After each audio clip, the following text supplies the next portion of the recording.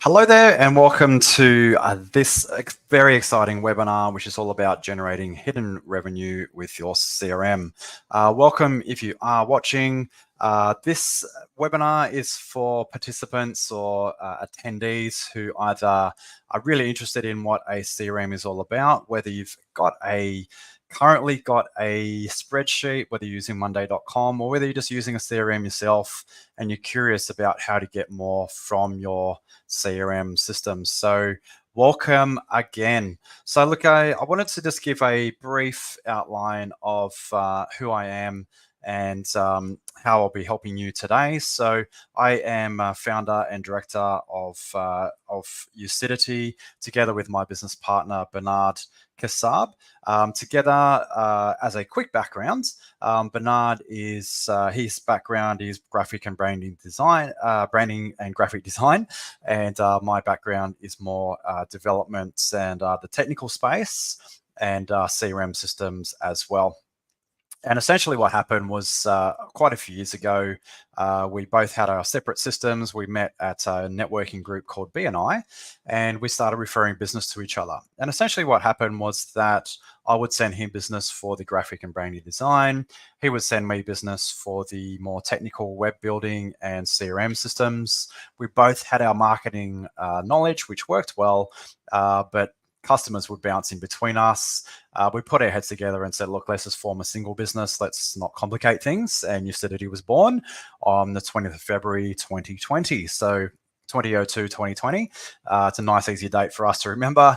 And out of the back of that, Ucidity was born. So essentially what Ucidity does is we focus on helping businesses, either businesses who have their branding up to a certain level, whether it's essentially like a phase one of business and they've had people do the branding themselves and the graphic design themselves, or they may go out a friend to build their website. And it's time for that maturity level into like phase two of business, where you're going to market looking strong, looking professional, so that you're attracting the right clients into your business. That's a big part of our business. The second part is our managed marketing services. So I like to say like plug-in marketing. So if you're a business where you are looking for marketing resources, either for some businesses, it's that their marketing resources internally aren't performing up to the standard that they need, and they need to look at other alternative options where there's a full suite of knowledge, as opposed to what we find with in-house marketing teams, is that they have very specialist skills, but not necessarily the broad range. So that's where our managed marketing services come in. And then thirdly is our CRM services. So as I like to say, the glue that holds everything together, and that helps businesses keep track of their marketing, their sales, and all of their contacts and automation as well. So that's Ucidity in a nutshell. So in our team, we've got a very, very broad range of team members. So obviously there's Bernard and myself. We have everything from videography and photography to strategy work, to web developments, to brand and graphic design, to content writing, to HubSpot rollouts, the whole lot. We have our amazing team. We love our team. And how our whole ethos at Ucidity is helping people and business grow beyond their own limitations, which means that us as directors are always pushing ourselves to grow and evolve. And that means our team gives us our team space to step up. And the thing that puts smiles in our faces is that we wake up in the morning to be able to help businesses to be able to grow as well. So that is our amazing team. So look, I wanted to jump in and look at our first topic for the webinar, and that is, what is a CRM system? So everything from tracking contacts to, hang on, let me just, yep, sorry, I was just checking my microphone is on. So everything from tracking contacts to having a single source of truth of information for your business, being able to track and manage your sales and marketing efforts and save precious time with automation. So that's what's on the screen. So what is a CRM system? So a lot of you who are in business probably have some way of tracking people within your sphere of networks, whether that be current clients, your suppliers. You've probably got friends and family in a contacts system somewhere, those that you meet when you're out networking, and those that you just know from emails back and forth. So that's that whole tracking contacts. And if you look at historically what a CRM has been, and I would say pre before they went to cloud, that's where a lot of the management sat, especially in the old DOS days. I grew up in the DOS days where contact management system sat in a DOS screen. This is before Windows. And whenever we were on the phone with someone, we would be putting notes, putting tags into the system. And our company used to actually distribute reporting tools. And we used to see the result of us as salespeople, and as I used to do tech support and a few roles in that business as well. When I was putting data into the system, I was able to see firsthand the reports that came out. And for me, that made a connection of, okay, well, if I keep my data clean and accurate, then the owners of the business can then make better decisions, and they can tell, what's a part of their database or their CRM system that has a whole lot of potential, whether it be upsell, cross-sell, to be able to reach out and get referrals from. All this data that was going into the system, they were able to pull incredible information out of it. So something else we always look at when we're looking at a CRM system is that it's a single source of truth. And when I do say CRM system, like having a spreadsheet is a form of a CRM. You can make it act like a CRM. Essentially, you've got people in there, you've got information in there, and you can do something with it. So look, when we are looking at this concept of a single source of truth, some of the companies we have worked with, where we've migrated them from spreadsheets to a cloud CRM, is that everyone has a spreadsheet on their own laptop, which is fine. But what used to happen for some of these organizations was that when they'd have a sales meeting, they'd all be in the same room, and they would jump onto essentially sharing their spreadsheets to make sure each of their spreadsheets are up to date. And that meant that precious time was lost. Sitting there saying, oh, I spoke to Fred Smith, and someone was like, oh, I'm supposed to speak to Fred Smith next week. So they'd have to both update their rows in their spreadsheet for Fred Smith. And it created a little bit of chaos and unnecessary work. But at the end of the day, it was still a system that they were using. Now, when we look at CRMs, we look at this single source of truth concept, where all of your information in your business comes into this one central system. And when we say all the information, we're looking at everything from who has purchased from you, what they've purchased, when they've purchased, when someone last spoke to them. Are they on some sort of subscription where there's a renewal process? How soon is their renewal coming up? Is it software subscription versus membership based? What pages have they looked at on your website? What emails have they opened? What have they clicked? What social media posts have they looked at? And you're starting to get an idea here of, like, there's a lot of information that goes into these systems, everything from invoicing to the project management side. The whole lot is fed into this one system, where the concept of this is that anyone in the organization can go into this CRM, have a look at someone's record, and gather information. So I like to think about this concept here, which is, imagine you've got someone in your accounts team. It's during the Christmas break. Maybe you're really light in terms of actual resources who are in the office. Phone call comes through, and scenario one, Fred Smith rings up, and he's like, oh, look, I got this email from the automated email from Xero, the accounting system, saying my invoice is overdue. And then this person on the phone is like, yep, you've got, like, it was supposed to be paid last week. What's going on? You need to pay it. Now for Fred, okay, he realizes he's got to pay his invoice, but probably not such a great experience. The flip side of that is, imagine this scenario where the CRM system, the customer support person has written a note that they spoke to Fred last week. His wife has just had their first baby. He's taken a little bit of time off work, and she's put a note in there to say, look, he's back at the start of January, and he's paying half of his invoice today. So when the accounts person picks up the phone, rather than being like, hey mate, you've got to pay your invoice, what the hell's going on? It's a pleasant conversation of like, hey Fred, like, so excited. I heard on the grapevine that your wife had a baby. Congratulations. I can see in the system that you are due to make a payment. That's totally fine. Let's touch base in January. We'll give you a little bit of space because it's your first baby. And once again, congratulations. And they send out a gift as well to say congratulations.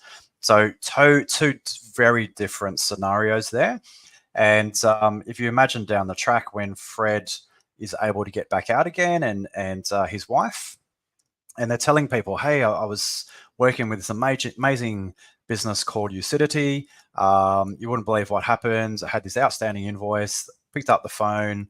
They knew everything about me having a baby. They even sent like a set of some flowers in the mail. It was such an amazing experience versus that probably what you hear stories all the time of like, oh, I had this rude person on the phone and, et cetera, et cetera. So this is where this single source of truth comes into it. The other single source of truth layer we look at is the management layer.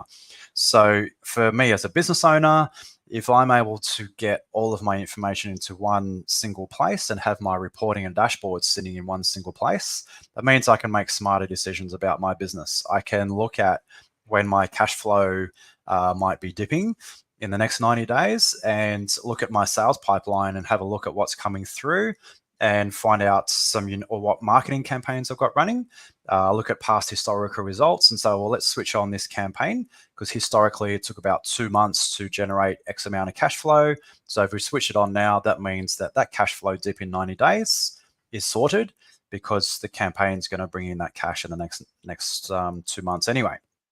So they're the sort of decisions I can make when all of this information is sitting in one spot. Okay, single source of truth. So the next element of a CRM system is being able to manage your sales and marketing efforts. So what we mean by that is for some organizations, if you're a sole trader, you probably are sales and marketing. If you're a much larger organization, you've probably got a whole sales team, a sales manager, area managers, etc. And we need to be able to have a look at what's going on with the sales efforts, what type of effort's been put in, maybe historically who's hitting their targets and the targets are dropping. So we can have some sort of management layer, sit with that person and have a deeper chat as to what's going on. We can look at where the sales team is tracking in terms of their KPIs so that we can then report to either a board level or to be able to forecast future business as well. And also find out trends. So if we're looking at what trends we've got, we're looking at how many calls does it make? How many interactions does it make? What's the average length of a sale from the time you first meet them to the time that they actually become a customer? All this information is stored in your CRM, and it gives you that business intelligence where you can predict business, you can make decisions about business, and you can rerun successful parts of your business as well.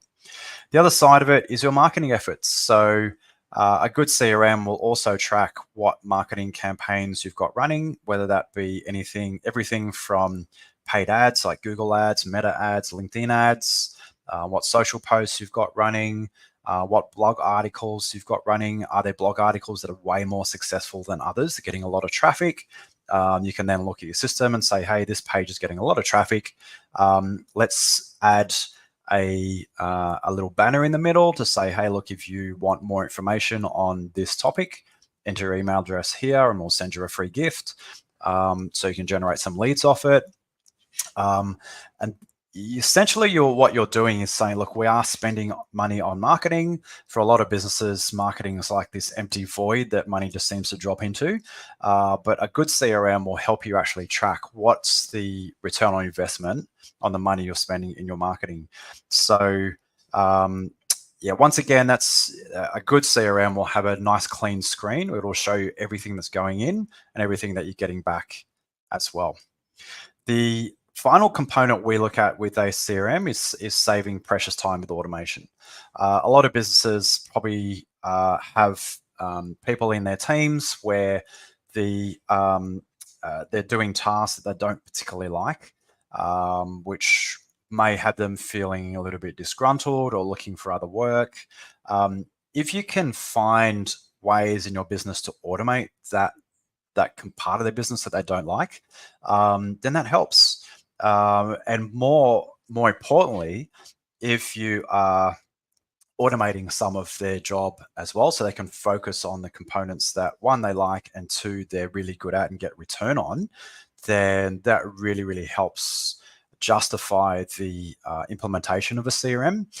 As an example, there is a company we worked with quite recently where their sales team were manually sending emails to prospects, essentially people that had said, hey, I want to come on board. They were sending an email, waiting for the person to fill out the form. If they hadn't filled out the form, they would then pick up the phone and give them a call. And then there'd be this constant back and forth trying to get all the paperwork side of a client becoming or a prospect becoming a customer. And they would spend hours every week just following up on these types of interactions.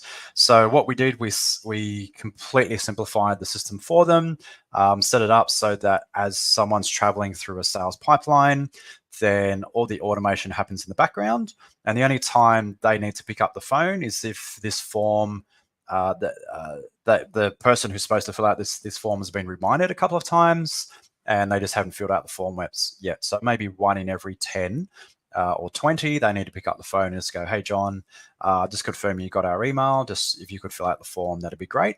As soon as the person fills out the form, all the details go straight into the CRM and then they can move on with their job.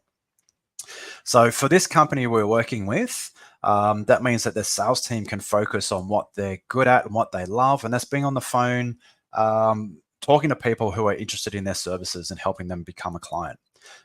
So that's a massive turnaround for this company. So that's a CRM system. So let's look a little bit deeper and look at different types of CRM systems.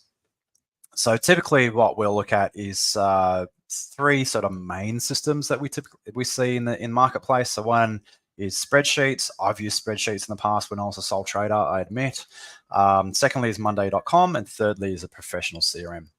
So if you can imagine a spreadsheet, typically we see a lot of businesses use spreadsheets to track sales data.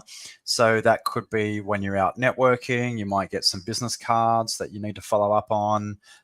People might be sending you referrals. You might get phone calls of inquiries off your website, and you need some way just to manage all of these possible sales opportunities in your business. So a logical way to do it, set up a spreadsheet with a few columns, probably like first name, last name, company, email address, phone number, and then like a status to say where they are in your pipeline. Is it like an initial chat? Are they all the way at the end where they said, yep, send me the invoice and we'll get started? And then a notes column. So a nice, easy way to set up a spreadsheet to track your prospects. And look, the main reason for this is that we've worked with business owners who all of their sales prospects are in their head, and they just keep a track of where all their prospects are. And the biggest challenge we hear from those types of people is that when times get busy, things fall through the cracks really easily. So they're rushing off to meetings, and then suddenly get this email saying, hey, Fred, I thought you were going to send me that proposal. What happened?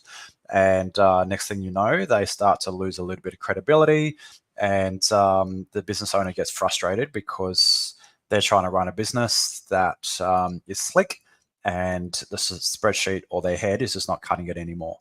So challenges with spreadsheets is that they work well for low volume, but once you've got multiple prospects on that spreadsheet, imagine if you're doing a bit of networking, say at minimum you're meeting 10 new people per week. Doesn't seem too much. By the end of the month, that is 40 people. 2 months, 3 months, we're looking at 120 people you've got to manage on your spreadsheet, and it starts to get a bit clunky, especially if people are like, oh, can you hold off over Christmas, just call me back. So you've then got to have somewhere in the spreadsheet of like the next date you've got to call them. Then you've got maybe they've handed over to their colleagues, so you've got to have another row to say that person's connected to that person. And spreadsheets hit a limit in terms of complexity. If you're a business that has, say, 1 to 2 prospects per month, you can probably get away with a spreadsheet. It's not too bad. But once you start getting volume, spreadsheets really hit their limit. So secondly, Monday.com. Monday.com does say that it is a CRM system. Look, I've definitely had a look at Monday.com. It ticks a lot of boxes. It's great in terms of you've got a pipeline that you run through, and that you are able to push sales deals through a pipeline as well. Some of the biggest challenges with Monday.com is it won't track interactions. As an example, if you have a prospect that you've been working with, and they have been looking at, say with our business, say they've been looking at our CRM services, and they're also looking at our managed marketing services, Monday.com won't tell me that they've been looking at the managed marketing. So I'm going to be focusing on CRM, and then they might not even realize they might not be talking to us about our managed marketing. So I'm trying to push them down the CRM route. And then I find out that they've gone somewhere else because, as far as they were concerned, the salesperson they were speaking to didn't really talk about managed marketing, and they just, they lost interest. So that's potentially a lost sale. So on the flip side, when we look at a professional CRM will actually alert me if one of my prospects is looking at, say, CRM, and then they start looking at managed marketing services on our website. It'll ping me to say, hey, Fred Smith has been looking at your managed marketing services and reading all of the articles about it as well. So that prompts me when I'm on the phone with Fred again, just to go, look, just wanted to check how your marketing's going. I know we're rolling out a CRM for you. How's the marketing side? Do you need some help there? And he's like, oh, interesting that you say that. I was just looking at your website. So you can have a little laugh, and you might actually tell them that your CRM tracks them. You may not, because they might find it a bit spooky. But at the end of the day, it helps you to be able to understand buying signals and information that wasn't originally present when you were first speaking to them as well. So hope that helps. It's very high level, but essentially what you want to get to once your business starts getting ready for scale or is starting to scale is definitely a CRM system to support the growth of the business as well, because those other systems just don't cut it. So let's look at the concept now of being able to grow your business from a CRM. So a lot of businesses we speak to, they have contacts, whether they be old contacts from former companies they've worked at, or whether they've run a business before, or where they've got a whole bunch of business cards that they've forgotten about, or a whole bunch of contacts that are just built up in their phone, whatever it might be. A lot of people have minimum hundreds, people thousands, tens of thousands of contacts that just sit around, and majority of them gather dust. And for a lot of businesses, there's a lot that they probably interacted with them once, but it's been quite a while since they actually touch base. So if this sounds like you, this next bit's going to be quite important.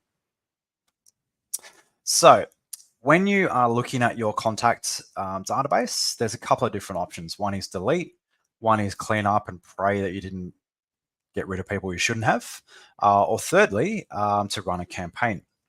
So the delete option, that might make your data clean, but we've actually spoken to quite a few people within our network who have deleted people, and then magically, like a week later, this person pops up. And they're actually interested in their services. It's just been a couple of years since they've originally spoken. So our mantra is always don't delete. Have maybe an archive function so you can actually pull them out, or have them segmented in a way where they, if they are a contact that you haven't spoken to for a while, you might seg them into a different bucket than, say, those that you speak to all the time. But general rule is don't delete. The clean and pray is that that solution where you are trying to tidy up your database manually, but can take a bit of work. And then the third one is actually running a campaign itself, a specific campaign. It's something we call a wake up campaign. So our approach is clean the database, segment your database, and then engage with your database. So this is if you are looking to grow or generate some new business off the back of your contacts or your CRM, this is the solution that's for you. So the first step is cleaning the database. So a lot of businesses we work with, they look at their database and they're just like, wow, I've got so many emails here. Like, how am I supposed to ever clean this thing out? Like, we've got emails from like 5-10 years ago. Don't know what to do with them. So there's a great solution using a system called an email validator. So these systems, email validators, a good one that we use is something called Never Bounce. These allow you to upload a set of emails into their system, and it'll tell you the validity of those emails. So whether it is just the easy ones, or whether it's a non-legitimate email address. As you can see in the example here, we've got johndoe@gmil.co. It's not a valid domain name, so it automatically gets an invalid. It might be that it's bounced. So what Never Bounce does, it interacts with a whole set of EDM platforms, and those EDM platforms talk to Never Bounce and say, look, Fred Smith at Microsoft.com doesn't actually exist, so therefore it's an invalid email. Or it might be that it's hard bounce, soft bounce. So soft bounce would be when someone says left an organization, the email will go to someone, but it's not actually the original person it was meant for anymore. So the email server just says, look, I'm going to accept this email, but that email address doesn't exist anymore. And the other one is like a shared email address. So like sales@ucity.com.au or support@ucity.com.au, the one that is more of a generic email address, it'll get a certain setting as well. So the Never Bounce solution, it's around about $400 or $500 for like tens of thousands of email addresses. So it's quite affordable. If you've got like a few hundred, it's not going to a few hundred contacts. It's not going to cost you very much at all. And the end result is that you get a database where you can then do something with it, or the email addresses you can do something with. So typically we would say, look, clean out any older, if they're like gone, so the company doesn't exist anymore. We then look at a system like Hunter.io or something. Maybe if you've got a VA, your VA can do some investigation as well. And this is where something like LinkedIn becomes really, really handy. So if someone worked at an organization in the past, the organization is closed, you can do a bit of hunting around and find out where are they now based on LinkedIn and get back in contact with them again. So that's our ethos for cleaning up your contacts, especially those that are quite old as well. The second one is to be able to segment your database. So whether it be past services that they did have with you, it's always nice to be able to reach out and say, hey, look, 5 years ago, you purchased a website from us. Love to check in to see how things are going. Just out of interest, we also offer these services now as well. Let me know if you want to make contact. We also look at what we call signals. So if you've got, say, regular newsletters that go out, have they opened those newsletters? Have they visited your website? Have they engaged with you on social media? Just getting a feel for what they have done with your business as well. And lastly is looking at the number of contacts within each of those segments. So a CRM system, a good professional CRM system will allow you to segment your contacts. Normally they're called like lists or something to that, like that, where you can add specific filters on people. So you might add a filter of all the contacts who we have not engaged with for more, in the past 3 years. So that's your segment. They might be like your older contacts. You might have another segment of contacts who you always interact with. So the last interaction date was in the last, say, 30 days, and the number of interactions was more than 10. So that'd be like high volume contacts. And then, as we said, segment based on past services, location, state, type of industry they're in, and then you can have a specific campaign to be able to engage with them. Now, the big one out of that is looking at what's the potential of the number of contacts in that segment. As an example, one of the industries we work with is cybersecurity. When we segment our database, we can look at it and go, oh, we've worked with like 10 out of a possible 50 cybersecurity companies in our database. That means that there's a potential for another 40 clients. If there's like one additional contact, it's probably not worth putting a whole campaign together for that one contact. We might look at, say, another industry segment in our database to say, look, if we're looking for additional business or additional companies to help, then let's look at a different industry for that. So a big point is like, what's the potential in your database? So the third point is, once you have segmented your database, is a simple wake up campaign. And this is where, for a lot of businesses, we see this is where things get stuck. The first two steps, they're pretty straightforward. Probably take, if we're looking realistically, maybe an hour or two of investment. But step 3 is where typically people get stuck. So if this is where you normally get stuck, then please keep listening. So the first one is we want to have some sort of wake up campaign. And sometimes we see these campaigns get, I think, overcomplicated for what you're trying to achieve. So at the very basics, we want to have an EDM or an email, some sort of landing page, and some sort of basic nurture. So what that means is that put together an email. If it's, say, your contacts that you haven't engaged with for quite some time, leverage off ChatGPT. It's a great starting point. Definitely don't just copy and paste, but just put some content into ChatGPT and prompt it and say, ChatGPT, I'm wanting to have a wake up campaign for my older contacts. We sell these services. We're this type of business, and I want them to jump onto our landing page, which is XYZ offer. ChatGPT will actually put the email content together for you. If you don't like its first response, give it some feedback and just say, hey, ChatGPT, this email's too professional. Can we make it a bit more lighthearted? Or can we make it a little less salesy? And it'll rewrite it for you. You want to get to the point where it's done 90% of the job, and you can copy and paste that into your internal system, make the adjustments that you need to make, and then that's your email ready to go. So you will need a platform to run it on, whether that be, some of you are probably using something like MailChimp or MailerLite. We use a system called HubSpot. We're HubSpot providers.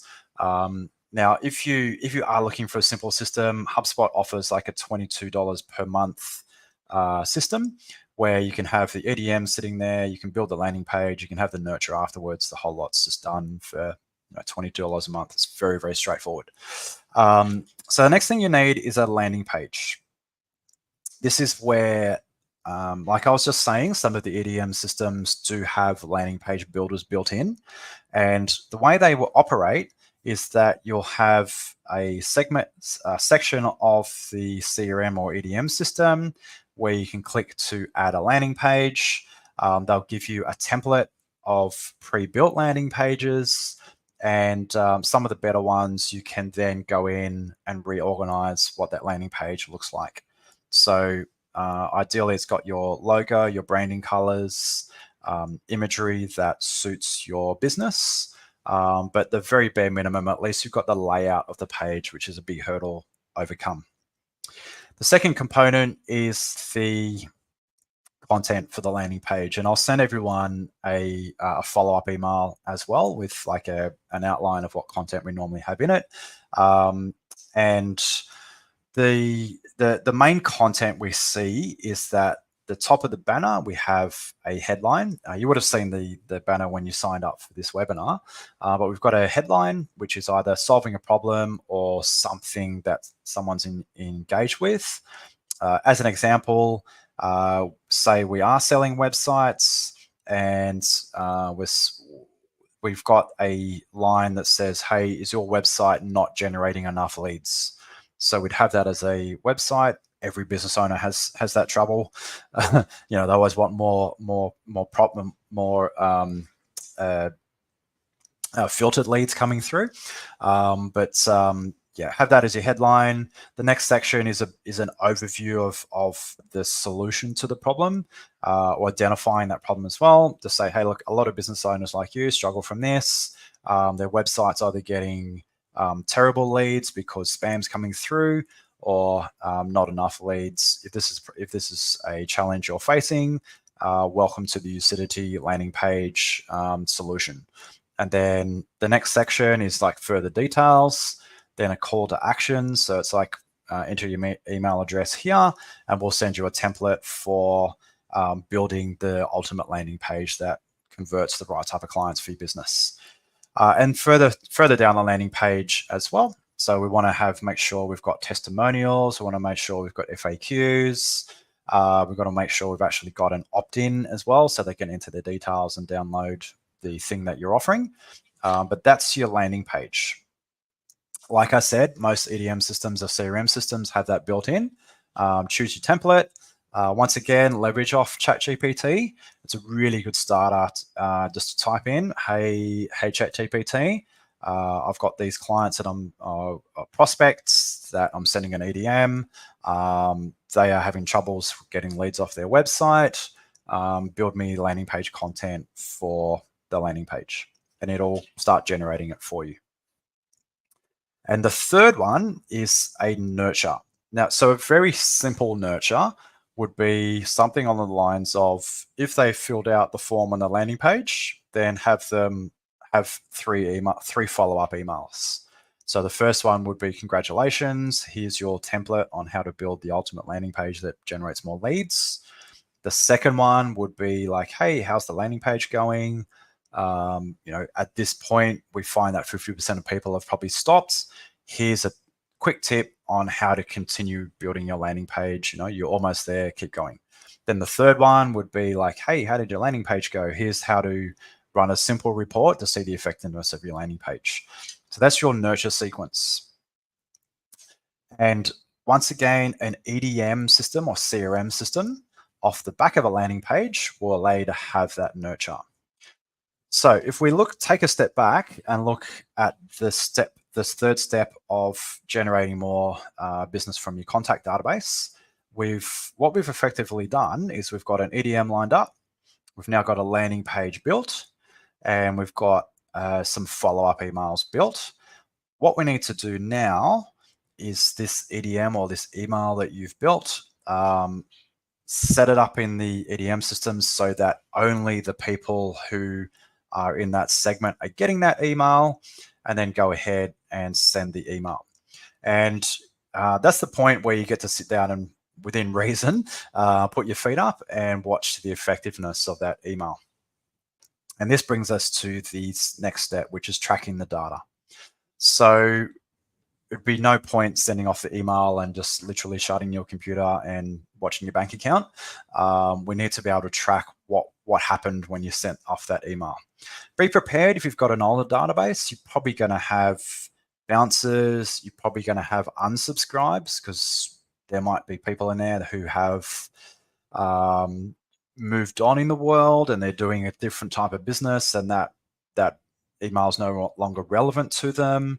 They might have found a different provider. Maybe they're just keeping their emails really tight and they just don't want to get automated emails. Either way, you'll get some of the data which will allow you to filter out your contact database. But on the positive side, you'll get those who open the email, and you'll get those that click to the landing page. So they're the ones you want to have some sort of segment with. And once again, EDM systems will allow you to then create a new segment to say, all right, out of the people from the Wake Up campaign, I want to focus on those who opened the email and clicked to the landing page. They may not have completed the landing page, they may not have filled out the form, but it shows there's some sort of interest there, which I can follow up with. The third tracking of the data is if you've got, when you've got a, ideally the EDM system or CRM system, or something called Google Analytics sitting on top as well. You can find out how many people visited the landing page versus how many people actually filled it out. So this is where you get to track the effectiveness of the landing page. We've moved on for the EDM. We're looking at the landing page and how many people actually filled out the form. What's the percentage? And then the last one is tracking how many people went through the nurture sequence as well. So these systems will all track it for you, but tracking who opened the first nurture email, who opened the second nurture email, who opened the third nurture email, and who clicked the links as well. Now, from a data perspective, those that went through the whole sequence and got to the third email, they're typically gold. They've gone through your whole funnel. They've shown interest. They've clicked on the interest. They've taken the action you want them to take, and they've also opened the follow-up emails. We know, even myself, I have emails which initially seem pretty exciting when they first come through, and my day gets busy, and by nurture email number 10, I'm like, oh, do you know what? Like, I don't think I'm ever going to use that person. So great, love the content, but I'm going to archive their emails. So, and there's somewhere when the email comes in, I'm just like, oh, great. I'm so looking forward to this email. I'm glad I've got the next one. So this is where we're tracking the data. Now, what we want to be able to do is then use that data for future campaigns as well. So we've got our segment of people who open the email and click the landing page. You can absolutely focus on them. You might have a tailored email. You might call them. Some sort of follow-up is critical. And then those who got to the end absolutely have a follow-up process for them as well. Now, on the flip side, if your whole campaign fell flat, it's time to look at, okay, well, let's objectively look at the database. Is there anyone in there who I expected that would have taken this path, but they did nothing? And just reach out to them and just go, hey, look, I don't know if you saw my last email. Do you mind if I gather a bit of feedback? Because, I just wanted to see what you thought of it. And ideally, they give you some feedback, which you might be blinding obvious, or it might be an angle that you never thought of, but something that is the clue to sending a follow-up email. Now, whilst on that topic, you don't want to be just spamming people continuously, hoping someone's going to buy your stuff. So you need to find a balance of give it some time and then reach out again before you do actually reach out to them. Now, the final component of the engage is looking at something called a supporting campaign. So this is where, once again, businesses can fall over and just go, oh, this seems way too much work. But stay with us here because this bit is important. So if you are running a supporting campaign, there's something called a lookalike audience in platforms. So typically, like Facebook has a lookalike audience, Google Ads does, LinkedIn, you can push up audiences as well. And you can then have either a paid strategy or a supporting campaign, like if most of your clients are B2B service-based, then they're probably going to live on LinkedIn, to have some sort of campaign running that says, hey, for those who have seen our latest email on how to build the ultimate landing page, click here in case you missed it, because people get busy. The email might have got into their inbox. They're like, oh, that seems like a great idea. Suddenly they get a call from a client that their warehouse has gone down, and you've got to race out there and get them back up and running again. And that thought of that email is completely gone now. So this is where having a supporting campaign where they're the next couple of days later, they're on the train to work and they see your post come up and they're like, oh, that's right, I remember that email. And it's just got a nice handy link back to the landing page, and then they take action. So don't solely rely on the emails themselves. Okay. A campaign that we like, and this is once you're really honing down your database, is a physical mail piece as well. When it's done well, it works really well. As an example, we have one running at the moment where we send a physical notebook out to our prospects. It's got a lock on it, and they have to essentially have lunch with us to find out the combination to the lock. And when they open up the notepad, it's essentially a book full of handy tips on how to do marketing right.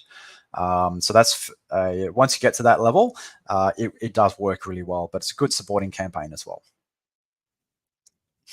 Okay, so just to give you an idea as well, I did cover this as well. So tracking the results of what happened during the campaign. And then if you have tested on a sub-segment, as an example, say you do have your contacts that are the contacts that you haven't engaged with for 3 years or longer, you can actually have what we call like a sub-segment. So you might test with the first 100. If you've got, say, a 2% open rate, so 2 people clicked it, you might go through your process of calling a couple of those people, just saying, hey, did you get the email? What's the feedback? Test again for the next 100. And once you're getting some open rates, which are like, this one's nice, but once you're getting some open rates where it's like 10, 20, 30%, that's when you're knowing, okay, well, this system's starting to work. And then you can push it out to like the rest of the segment. Okay, or if it's industry specific, trialing out of one industry. Once it's working, then jump, rinse and repeat for your other industries as well. So that's the engage process. So coming back to the original point of the presentation. So what we love doing when we're working with clients is just having that thought. What if you had 1,000 clients in your database? It's coming up to Christmas.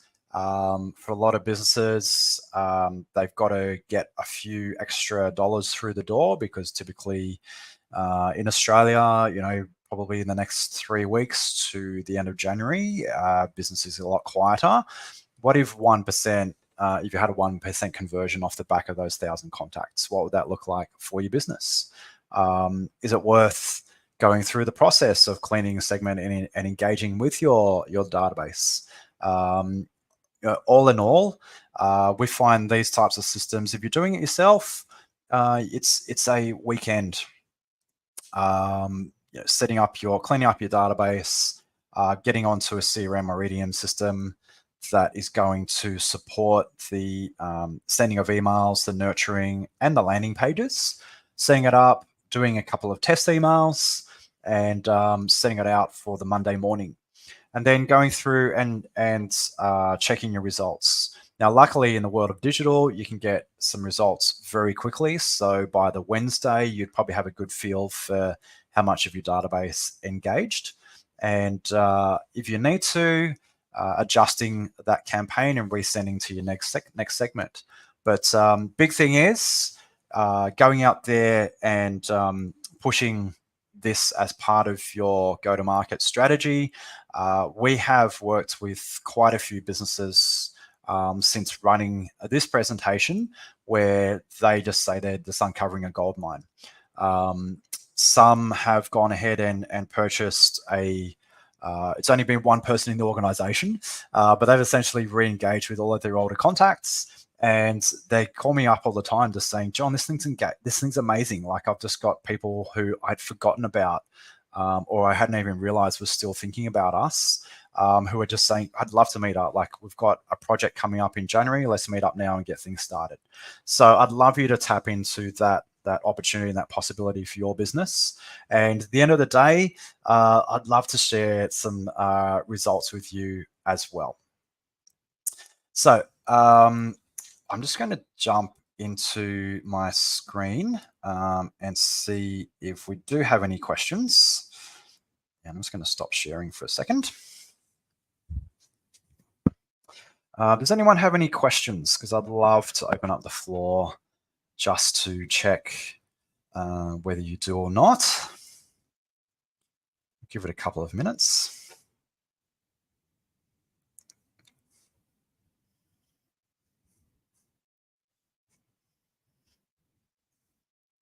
Okay, so at this stage, no questions. That's okay. Okay, so some of the questions, look, a couple of questions we normally come up with is when we've presented in the past is the question of what happens if your database is really small. And when I say really small, we're looking at, say, 50 to 100 people. I would always say still run a light touch. And the concept of just reaching out and saying, hey, how are things going? Where are you now? This is what a reminder of what we do in our business. You'll find you actually get people, surprisingly, people jump out of the blue and just want to re-engage. So that person who I was speaking about recently, who is calling me all the time, just saying, hey, this thing's working. He had around about 400 contacts, and his engagement rate is pretty high. So he's got meetings booked in. He's just loving the fact that he wakes up, comes to work, and he's got like a few extra prospects booked in for meetings. And look, and secondly, I would actually say if your contact database is smaller, then also once the landing page has been built, please share that on your social media strategies. I'm not saying don't spam the hell out of your social media, but at least once a week, have the link to the landing page and have 2 to 3 posts with supporting content for it. As an example, if we are looking at that campaign of the ultimate landing page to bring new business in, it would be a post on how to build the text for the banner, really focusing in on what should the text look like, who should it be, what's the length of the text, what's some text that has worked in the past, and then linking it back to the landing page. Oh, by the way, we've got a system that helps with this. Click here to find out more. So it's really supporting content that you can generate new leads off. Another question which I had someone ask me as well is what happens if it does fall flat? What happens if you send it out to your contact database and essentially you get crickets? We always say measure the data. Firstly, that whole concept of calling a couple of people on that list, there has to be people on that list that you actually know or have engaged with once in your life. Send them a quick text message or give them a call and just say, hey, it's John Hill from Lucidity. I know it's been like 3 or 4 years since we've had a chat. And most of the time people will be love to hear from you. And it's a matter of asking them, did they get the email? What did they think of it? They'll give you some honest feedback and run through your system. The thing is just to keep gathering data to the point of even asking them, just go, look, if I were to do this differently, what words do you think would trigger you to come along? And they might say, oh, look, I'm a sole trader. I thought this, the feedback from them might be that, oh, I'm a sole trader. I thought this was only for enterprise clients. I had no idea it was for people like me.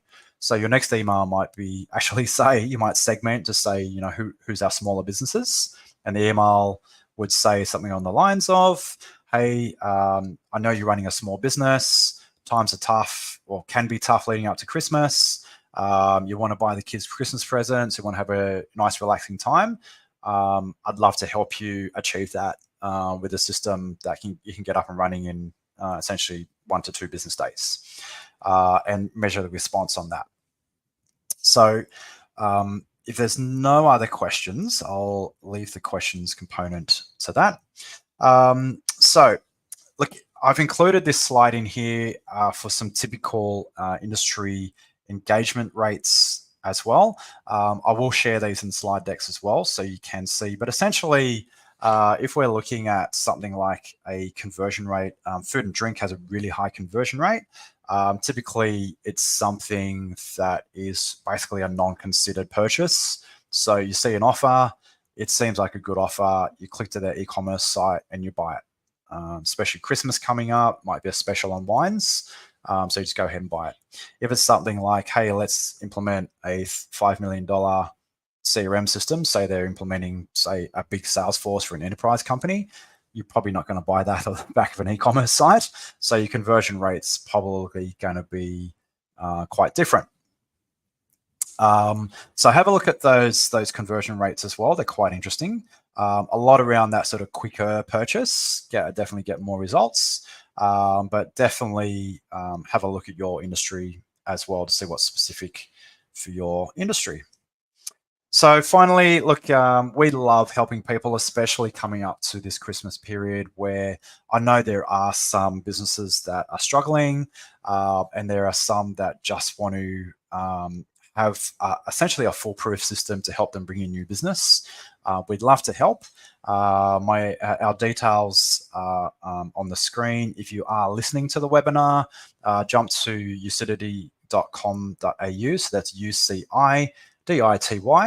Our phone number is 02-8005-0270 or email us at info@ucidity.com.au. If you are listening, one of my favorites testimonials is one of the companies or organizations we worked with, Hockey in New South Wales.